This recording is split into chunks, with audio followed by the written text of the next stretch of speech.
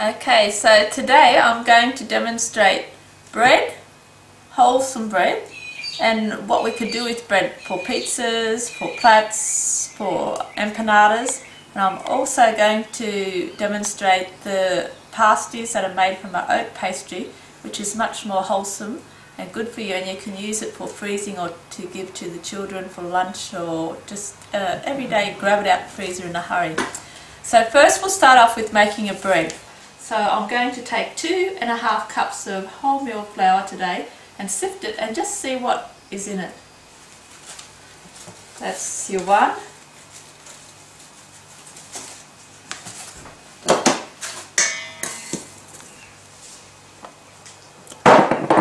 We'll see how we go just with one. Because quite often when I add all my additives to the bread, I put the soy and the corn and the rye and the barley and the wheat germ and the linseed, I feel like I'm adding a lot more than what comes out of this isn't a very fine sifter, and I can see a lot of the wheat germ or the bran is going through. But out of 1 cup, roughly you can see, what do you think? 1 tablespoon? 1 heaped tablespoon. Probably so 2. That's how much bran, wheat germ and cellulose, which is good for fibre, comes out of 1 cup of wholemeal flour. So that's not bad, it's more than I expected actually. So we're going to use that, one cup of that flour, now that I've got it in there. But usually I just use the ordinary white plain flour, which is another cup, 2 cups. And I think I said, for those who have got a bread maker, I'm going to use the bread maker as well. And because I never measure, today you'll have to bear with me while I measure things. So this is for the person who's got their ordinary bread. And I suggest if you haven't got a bread maker, you should get one, because what happens when we make it ourselves, we think, oh, it's such a bother, you've got to knead it, you've got to take it shopping with you, go and knead it on the hour, or, you know, it's sort of, you have to plan around your bread. Where when you have your bread maker, you can go directly, put it all in and forget about it and go to bed even. So I'm going to put 1 cup of water in there. I'm going to put 1 cup of water. If we were making it ourselves at home and we haven't got a bread maker, we'll put the water in first. Next is the salt. 2 small teaspoons of salt into the water. 2 small teaspoons of salt into the water. Next, after the salt, comes the oil. I probably put about, there's ½ cup of oil there, and it's the olive oil. You can buy the oils without, that aren't so strong, but this is the extra virgin olive oil I prefer when it's cold pressed, it's better quality. So I put that in. It might seem like a lot of oil, but it's just, I like a nice moist loaf rather than and I want a quality loaf, and so I'm going to do the same here, another half for this one. Okay, after we've got the oils and the salts in, now we can start adding the flours. Now here we measured 2 cups of flour, so I'm going to put the 2 cups of flour into that one, and 2 cups of flour, which I know is about, I'm doing 1 whole, that's about 1 cup, and 1 plain. So there's my flours. Next, this is where my bread differs really from the ordinary bread. What I'm going to add now is the nutrition. So starting from what I keep on the cupboard here, I have, and look, I recommend if you're really serious into vegetarian wholesome cooking, that you collect some old glass bowl or jars and keep your ingredients on the cupboard so they're easy to access and easy to use. So this is your rye flour. Put a heap spoonful of rye flour in. I couldn't buy the barley flour this week, so I bought the barley flakes. So in goes some barley flakes. I should be talking about the nutritional benefits of all these things, but that's a lecture in itself. And in goes the linseed, the crushed linseed, so it's used by the body more than if it's the whole linseed. This is the whole linseed down here. I do like to add the linseed whole because I just like the look of it in the whole grain of the bread. Like you can see with this loaf I made last night, you see the linseed just makes it look so much, the linseed makes it look so much more wholesome. And so I'll put a bit in that as well. Then after the linseed I've got the wheat germ. Now you know it says itself it's the centre of the wheat. So in goes another big heap spoon of that. The wheat germ.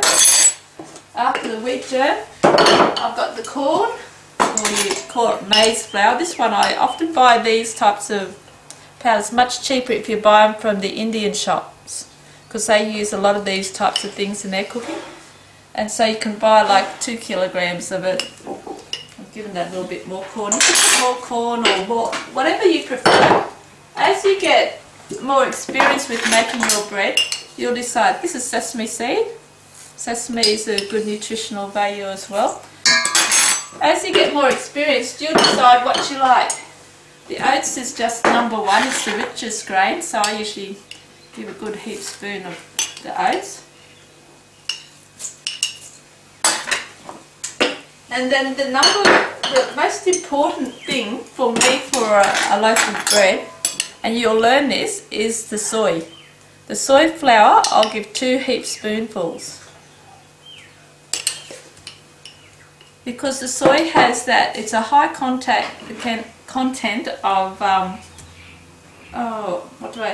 content of oil, moisture, and also it's a good preserve. That's why you'll see when you buy foods from the supermarket and the shop, you look on the ingredients and you'll see soy is nearly put in everything. It's a real good store. It extends the storage life of your food. The next one I'm going to use is the gluten flour. Now gluten flour, sometimes I think they put this in the bread improvers. It's what gives you the bread the nice soft bouncy texture. If you don't use gluten flour, then your bread's going to be crumbly and fall to pieces when you cut it. So in goes the gluten flour. Now that is all that we need in the bread. Oh, and now, sorry, that's out of the flours. Now our main ingredients, and don't forget that or you'll be very disappointed. I use the dried yeast, and I usually put just a spoon like that. The dried yeast, it works out more economical using the dried yeast too. And then with the yeast, because it is a plant, you need the sugar. And for the yeast to grow, it needs to have its food there, the sugar, 2 spoonfuls of sugar, and then the warmth for it to grow.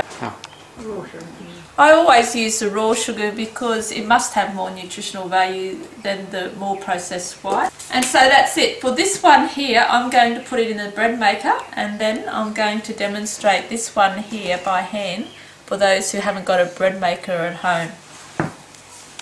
Okay, so now we have the bowl of the hand bread. The other bread that I've just put into the bread maker, I put it on the 2 hours 10, which is a medium. It's not the shortest, it's not the quickest, and it's not the longest. And then I just pressed it. I always check my bread maker, even if I think I know the recipe, just because some flours are more absorbent of the water or drier, or my spoons are, I don't trust myself anyway. I always check my bread maker. But for this one that we're making in the bowl, you can see the consistency. I always prefer it to be a little bit dry, than a little bit wet than a little bit dry. You can always add a little bit of flour. And even if you give it a good mix around, you can see that really needs a little bit more flour. But give it a good mix around before you put the more flour in. And then here's our plain flour. So I've put a little bit more plain flour in.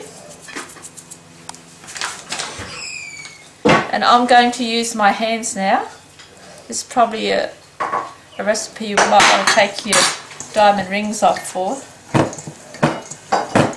So you can see now I've just got to knead this. It's still a little bit wet. So I might just put a little bit more flour on my hand. Oh, more geez.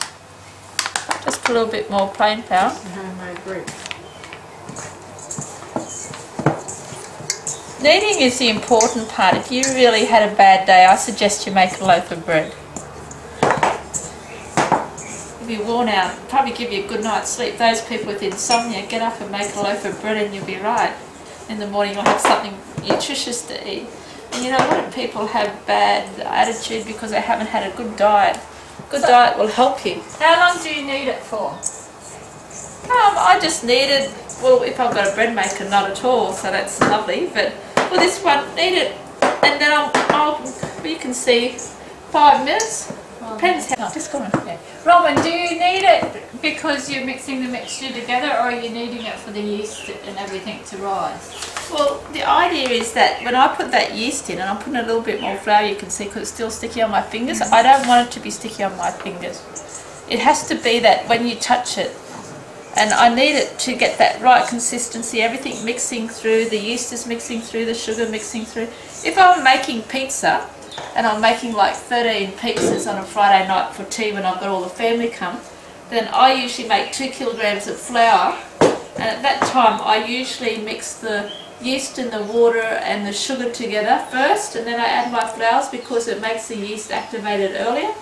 But because this is only a small lot that I'm using to demonstrate today, I don't make what they call, I think it's... Anyway, I don't put the liquids together first, I just put it all in together and get them mixed really well through. So you can see that's mixing well now, and if I take the yeast, the flour off my hands, it should be nearly dry. It's still a little bit sticky, but I prefer it to be a little bit sticky than a little bit dry. And a lot of people will, at this stage, put a little bit of oil in their bowl or on their bowl, or just a bit like that, and rub it around. It helps it to rise well. And I'll put that in the sun. Cover it and put it in the sun outside, since it's a beautiful day. For how long? Oh, about 40 minutes. Well, if there's no sun.